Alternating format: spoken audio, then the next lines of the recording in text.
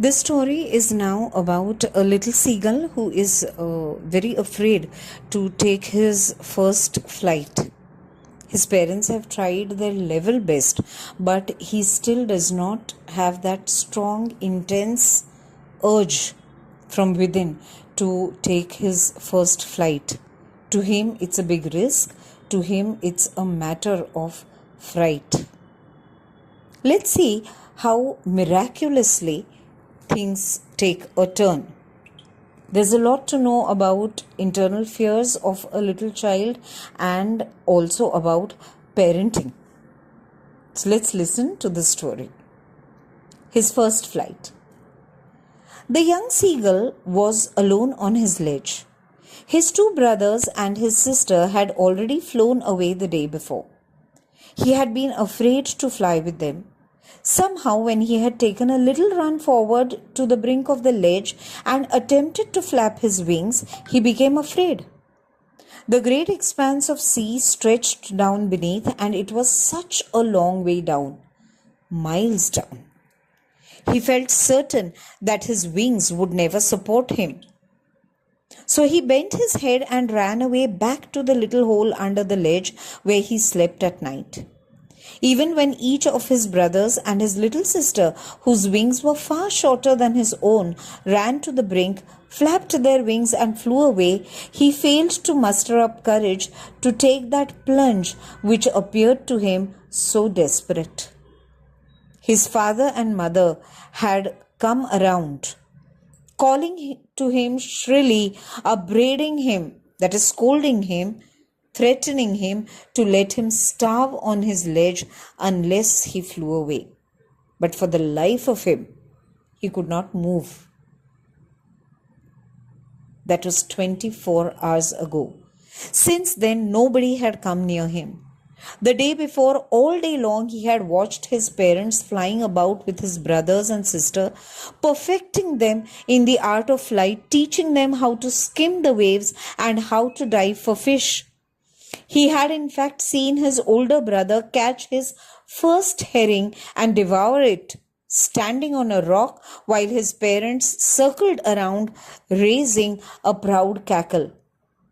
And all the morning, the whole family had walked about on the big plateau midway down the opposite cliff, taunting him with his cowardice. The sun was now ascending the sky, blazing on his ledge that faced the south. He felt the heat because he had not eaten since the previous nightfall. He stepped slowly out to the brink of the ledge and, standing on one leg with the other leg hidden under his wing, he closed one eye, then the other, and pretended to be falling asleep. Still, they took no notice of him. He saw his two brothers and his sister lying on the plateau, dozing with their heads sunk into their necks. His father was preening the feathers on his white back. Only his mother was looking at him. She was standing on a little high hump on the plateau, her white breast thrust forward.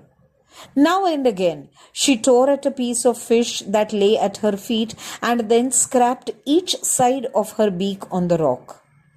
The sight of the food maddened him.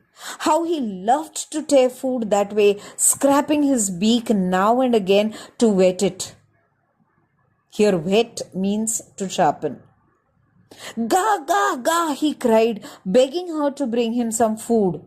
"Gokula," she screamed back derisively. But he kept calling plaintively, and after a minute or so, he uttered a joyful scream. His mother had picked up a piece of the fish and was flying across to him with it. He leaned out. Eagerly, tapping the rock with his feet, trying to get nearer to her as she flew across. But when she was just opposite to him, she halted, her wings motionless, the piece of fish in her beak almost within the reach of his beak. He waited a moment in surprise, wondering why she did not come nearer, and then, maddened by hunger, he dived at the fish. With a loud scream, he fell outwards and downwards into space. Then a monstrous terror seized him, and his heart stood still. He could hear nothing. But it only lasted a minute. The next moment, he felt his wings spread outwards.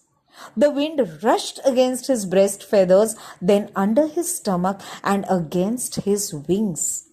He could feel the tips of his wings cutting through the air. He was not falling headlong now. He was soaring gradually downwards and outwards. He was no longer afraid. He just felt a bit dizzy. Then he flapped his wings once and he soared upwards. Ga, ga, ga, ga, ga, ga, Gokula! His mother swooped past him, her wings making a loud noise. He answered her with another scream. Then his father flew over him screaming. He saw his two brothers and his sister flying around him, curveting and banking and soaring and diving. Then he completely forgot that he had not always been able to fly, and commended himself to dive and soar and curve, shrieking shrilly. He was near the sea now, flying straight over it, facing straight out over the ocean.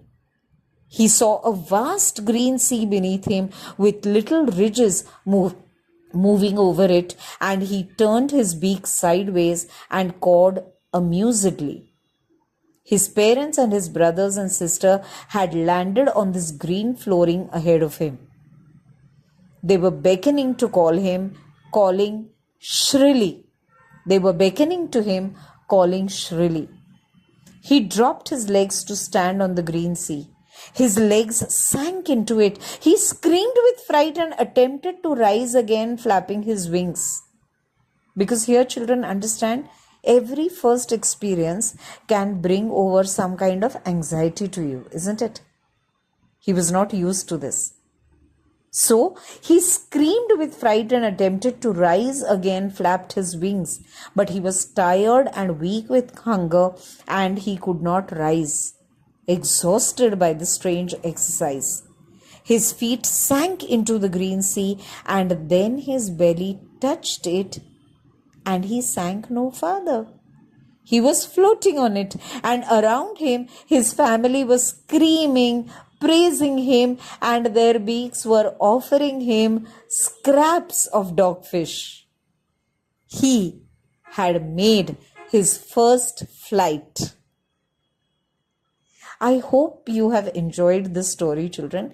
It shows you how the little seagull had to work hard for his accomplishment. But once he accomplished it, his joy knew no bounds. And not only his joy, but the joy of his parents as well. His parents were wise, knew exactly when to put him to test and when to release him.